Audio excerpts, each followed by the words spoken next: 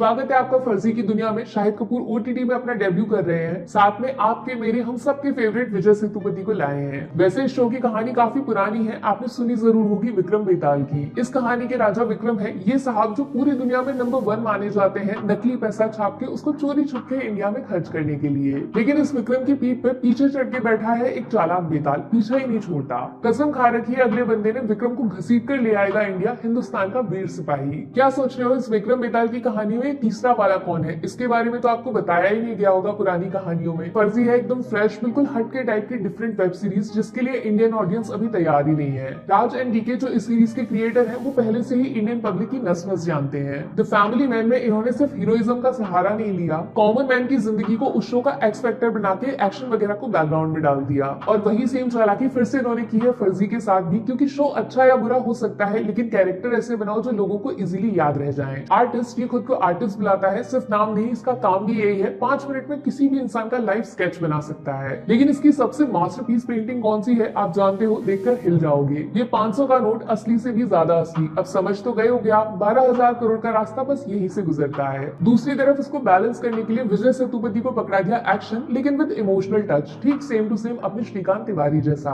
कहने को तो इनका कैरेक्टर काफी सीरियस है, लेकिन राइटिंग कुछ ऐसी है कि डायलॉग्स में छुपा हुआ ह्यूमर बाहर निकल आता है। अब शो की सबसे बड़ी ताकत क्या है जानते हो? ये नकली नोट वाला टॉपिक ज्यादा डिटेल में आज तक अपने सिनेमा में एक्सप्लोर नहीं किया गया इस तरीके से। पैसा छापो, उसको खर्चो, खूब ऐश करो, एंड में पुलिस पकड़ेगी, सीधा जेल चले जाओ, पिक्चर का दी एंड हो जाता है। फर्जी में पैसा छाप के उड़ाना नहीं है, उससे असली पैसा कमाना है। ये जो छोटा सा ट्विस्ट है ना, उसने पूरी सीरीज को 100 गुना एक्साइटिंग बना दिया। वैसे काम जो इन्होंने बढ़िया किया वो ये कि शो में नए एक्टर्स को बहुत सारा काम दिया। इसका फायदा जानते हो आप? समझ में नहीं आता कौन पॉजिटिव है कौन नेगेटिव, किस पे शक करें। कहानी को एकदम अनप्रिडिक्टेबल कर देते हैं ये लोग, दिमाग में सवाल घूमते रहते हैं। शाहिद कपूर को इन्होंने बना दिया है शो का दिमाग। जितना भी ये नकली नोट वाला पूरा प्रोसेस वो समझाने की जिम्मेदारी इनकी है, वो भी आसान शब्दों में। इस शो को बना क्यों रहे हैं, जरूरत ही क्यों पड़ी इन सब चीजों की, ये सारे सवाल शाहिद के साथ कनेक्टेड है और डिटेल बाय डिटेल ये सब बताएंगे। फर्जी को देखने का फायदा एकदम क्लियर है, कुछ नया मिलेगा, पूरा डिटेल के साथ मिलेगा, एक्शन मिलेगा, साथ में कुछ सिखाने वाला टॉपिक भी है। अब सोच लो आप 8 एपिसोड से डरकर इतनी सारी चीजें मिस करने का नुकसान उठाना चाहते हो? अगर जवाब हाँ है तो एक और सबसे तगड़ा रीजन को इस शो को देखने का।